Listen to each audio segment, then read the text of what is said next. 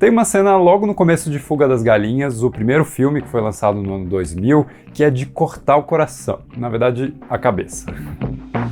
Spoilers a partir de agora. Depois de uma abertura brilhante que estabelece em poucos minutos a situação do aprisionamento das galinhas e as suas tentativas de fuga constantes e muito criativas, lideradas pela Ginger, que é a líder do grupo, os donos da granja colocam todas elas enfileiradas ali e fazem uma inspeção de produtividade. Uma inspeção que parece acontecer regularmente e que é executada pela senhora Tweed, como se fossem aquelas avaliações de performance do trabalhador em grandes empresas, caso a punição seguisse a severidade de um campo de concentração na Segunda Guerra Mundial.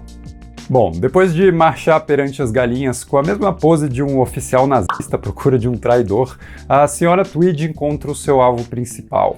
Uma galinha que não produziu nenhum ovo na última semana, ou seja, alguém que não tem mais utilidade alguma para a granja e que comete, assim, o maior crime possível contra essa corporação autoritária: sabotar o objetivo principal dos Tweeds, que é o lucro. Mas assistindo Fuga das Galinhas quando eu era criança, o que sempre me marcou nessa cena não foi o subtexto que a gente vai explorar daqui a pouco, mas sim uma decisão muito simples e corajosa, pensando nas limitações de filmes família, que é a de dar um nome para essa galinha. Ela se chama Edwina, é um nome dito em voz alta pela protagonista e pelas suas outras amigas, e quando o filme escolhe chamar essa galinha de Edwina, ele deixa de fazer dela uma simples ferramenta do roteiro, e personaliza essa figura trágica. Ela se torna um ser vivo naquele ambiente, uma pessoa tão paralisada pelo medo que não conseguiu sequer pedir ajuda às colegas, pedindo alguns ovinhos ali emprestados, mas que sofreu em silêncio a inevitabilidade da sua execução.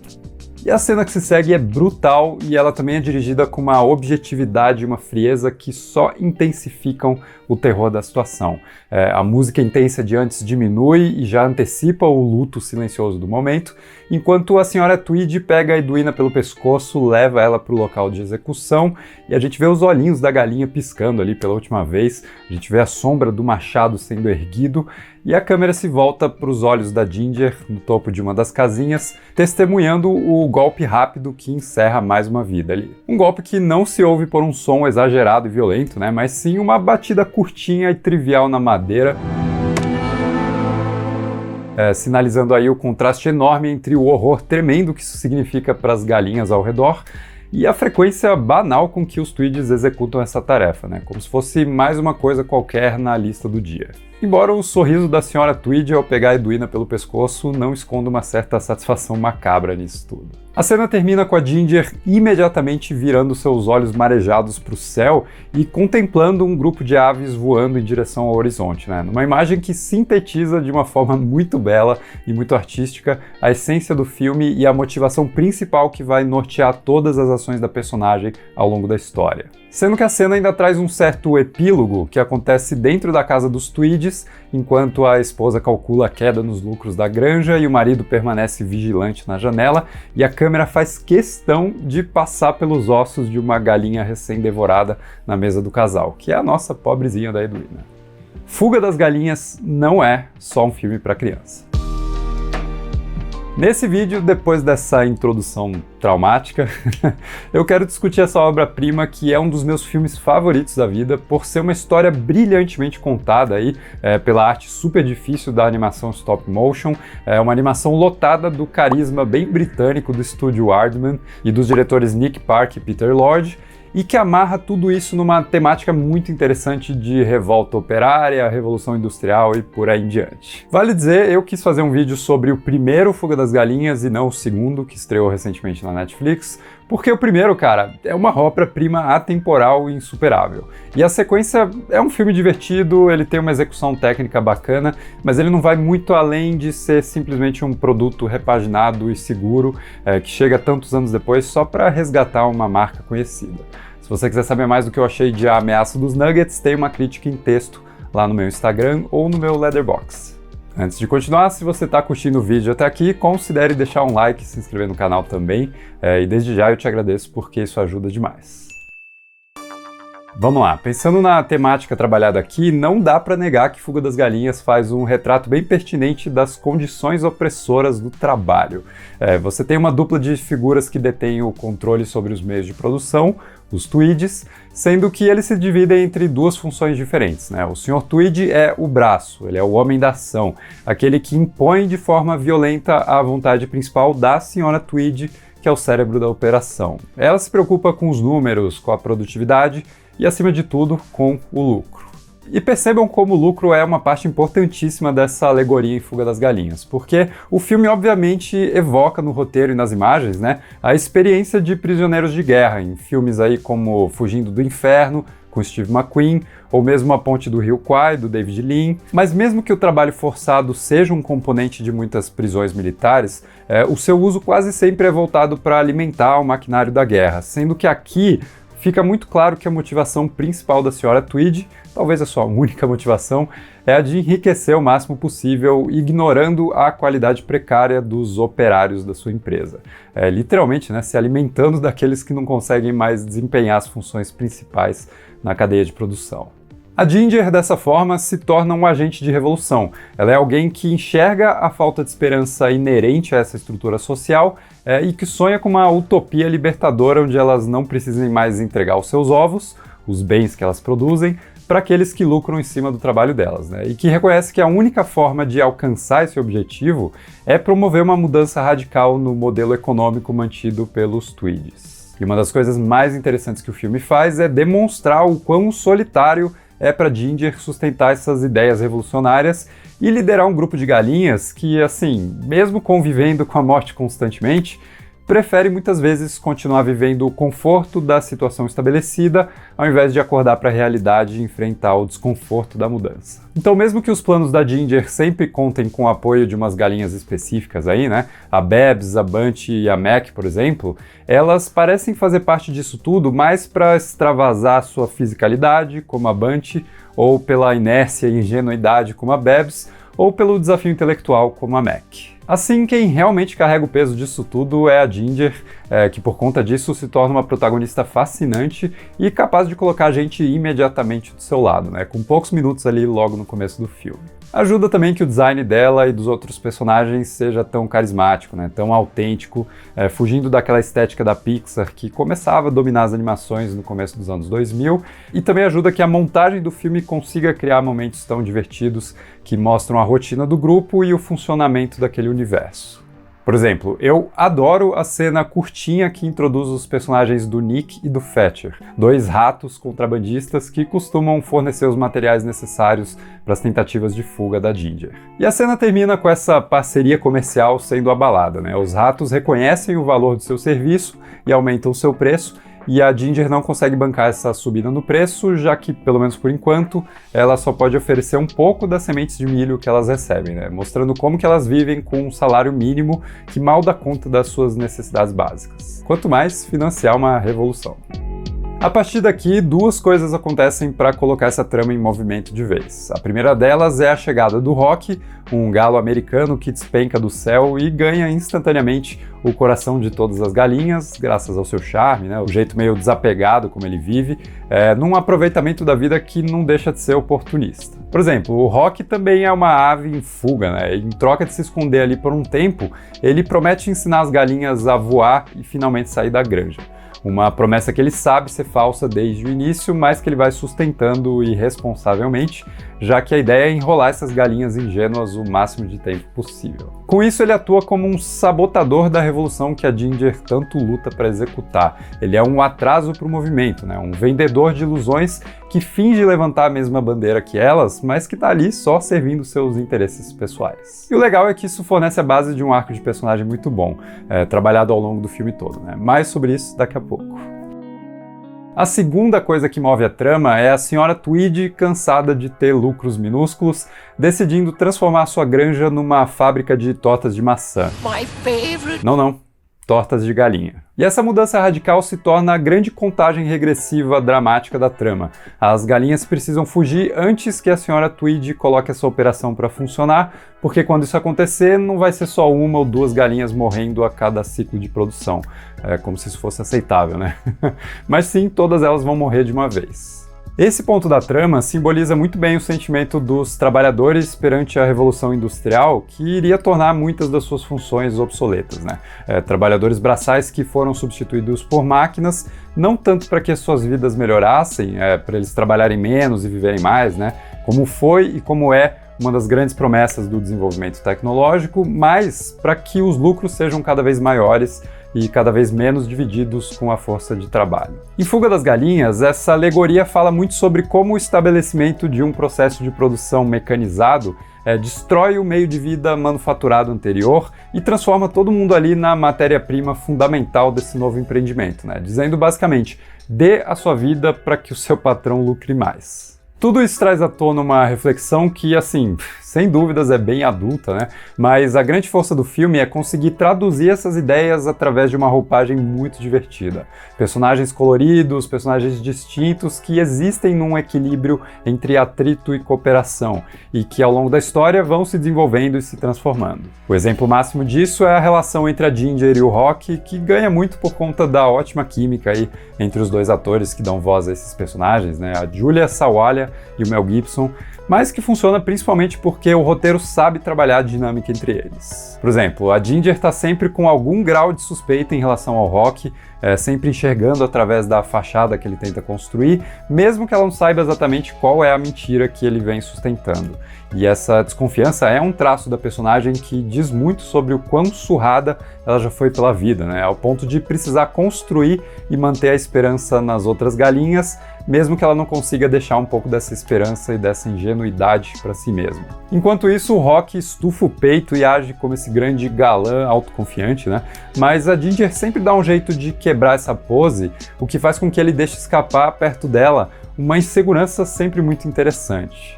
E talvez seja essa vulnerabilidade que faça com que ele comece a gostar dela de verdade, já que, sei lá, por mais desconfortável que seja quando alguém te enxerga pelo que você realmente é, isso traz uma autenticidade bem libertadora para o relacionamento, principalmente para alguém acostumado a se esconder atrás de uma performance.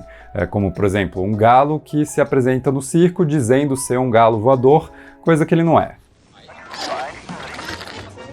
Eu adoro que um dos momentos mais sintomáticos dessa aproximação entre a Ginger e o Rock aconteça durante o baile que ele monta para a galera ali, que é uma grande distração, pensada para que as galinhas esqueçam da morte iminente, representada pelo maquinário da Sra. Tweed, e simplesmente vivam um momento. A letra da música, aliás, se apoia num refrão que diz... E essa é uma mensagem que o Rock parece querer transmitir tanto às galinhas quanto a ele mesmo, né? Talvez procurando contra-atacar os sentimentos que ele vem tendo pela Ginger. E da mesma forma, a Ginger também sente por ele algo que a música revela no trecho que diz...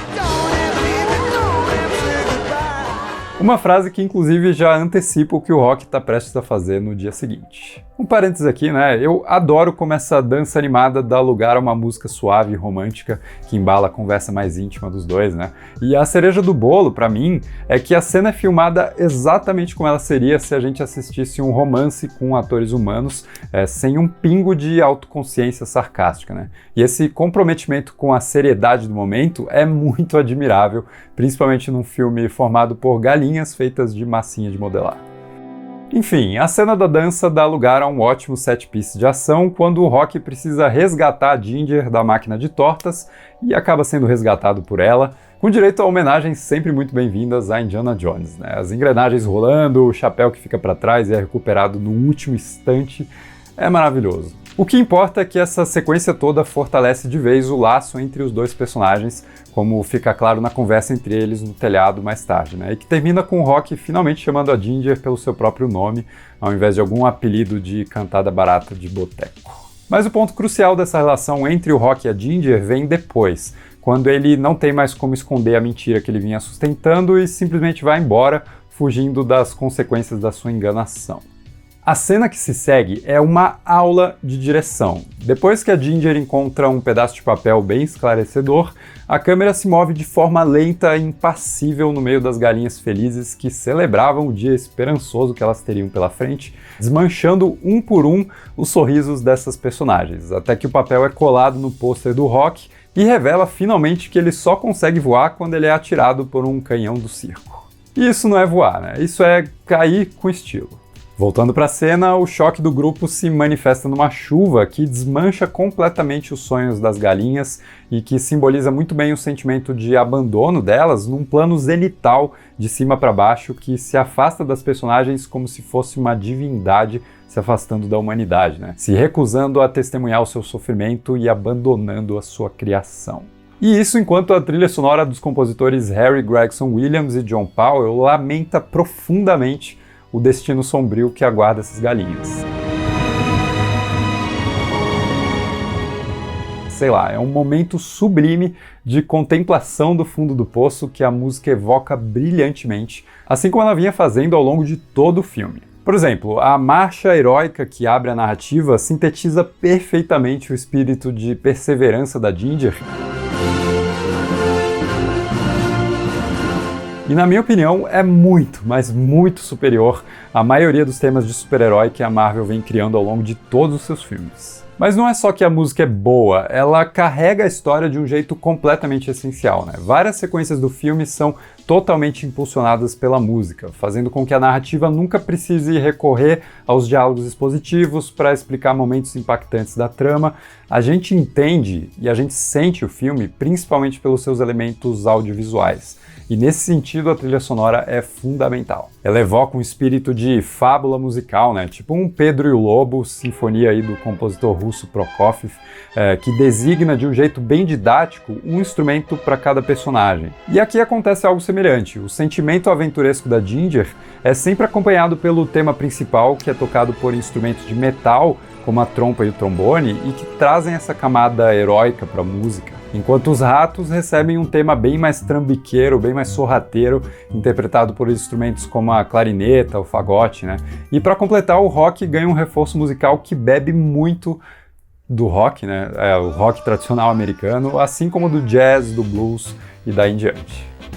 Tudo isso para dizer que o trabalho de trilha sonora nesse filme é riquíssimo, e um dos meus momentos favoritos acontece logo depois que o Rock vai embora e as galinhas decidem construir com as suas próprias mãos o instrumento da sua libertação, um avião improvisado que levante voo e tire todo mundo dali. A cena deles montando esse aparato na surdina, né, se escondendo da vigilância do Sr. Tweed e contando com o contrabando divertido dos ratos é talvez a minha cena favorita do filme, tanto porque a trilha sonora é incrivelmente empolgante,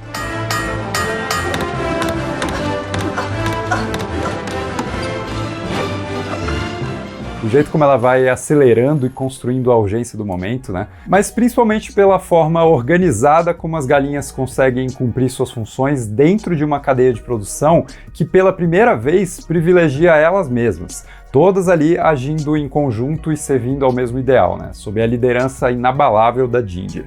Depois disso, eu adoro quando o Sr. Tweed finalmente pega elas no ato e tem as suas suspeitas confirmadas. As galinhas realmente estavam se engajando numa oposição organizada. E a única solução que sobra para elas é atacar o cara abertamente, né? Investindo aí na luta armada. Mas nisso tudo sobra espaço até para algumas referências deliciosas da Star Trek, quando a nave das galinhas já decolou e o Capitão Fowler pede por mais potência dos motores, o que leva a Mac, com seu sotaque escocês bem carregado, a dizer... Frase clássica aí do engenheiro Scotty na Enterprise. Sendo que logo em seguida, quando a Sra. Tweed consegue se agarrar às luzinhas que estão presas na cauda do avião, as galinhas sentem o impacto disso no voo e de novo a Mac manda um comentário certeiro. Ela fala Klingon porque Klingon significa alguém que está se segurando a algo, como a Sra. Tweed, mas o duplo sentido claramente aponta aí para os eternos adversários da Federação, os Klingons. No meio disso, o Rock volta e se redime em 2 segundos, né? E a gente aceita porque... Por que não, né? E assim, depois de se livrar da Sra. Tweed, que perde inclusive o apoio do marido submisso, né? As galinhas finalmente voam em direção ao paraíso. E nesse ponto eu acho que o filme concretiza essa utopia igualitária de uma vida fora da lógica de produção, se apoiando na parte mais lúdica disso tudo, né? Que é o fato de as galinhas serem, nesse filme, seres elevados cuja boa índole permite que uma sociedade assim exista, né? E na vida real, obviamente, a coisa é bem mais complexa. Inclusive, um dos momentos mais afiados da sequência da ameaça dos Nuggets acontece quando a filha do Rock revela que ele passa o dia todo sem fazer nada, diferente do resto das galinhas, né? Cada um ali tem o seu papel na manutenção dessa comunidade e o Rock não, ele só fica ali cantando de manhã, né? E isso já ajuda a puxar essa utopia mais para perto da realidade. Mas voltemos aqui ao final satisfatório do primeiro filme, porque é muito bonito ver essas personagens tão sofridas pisar na grama e finalmente desfrutar do lazer, né? Do ócio, da tranquilidade e da sensação de não viver diariamente aguardando um genocídio iminente. Que jornada, cara! Esse filme é simplesmente perfeito. Ele é uma obra-prima corajosa de um estilo de animação nem sempre tão valorizado, né? Ele constrói uma narrativa impecável e ainda consegue se equilibrar muito bem entre uma temática madura e totalmente relacionável e um senso de aventura escapista, literalmente escapista, né? Se chama Fuga das Galinhas. Enfim, é um dos meus filmes favoritos da vida e esse vídeo aqui foi feito para que eu pudesse deixar registrado o valor que ele tem para mim e talvez para muitos de vocês também. Mas diz aí nos comentários o que você acha de Fuga das Galinhas, vamos continuar a discussão. Se gostou do vídeo, não esquece de deixar um like, se inscrever no canal e a gente se vê no próximo vídeo.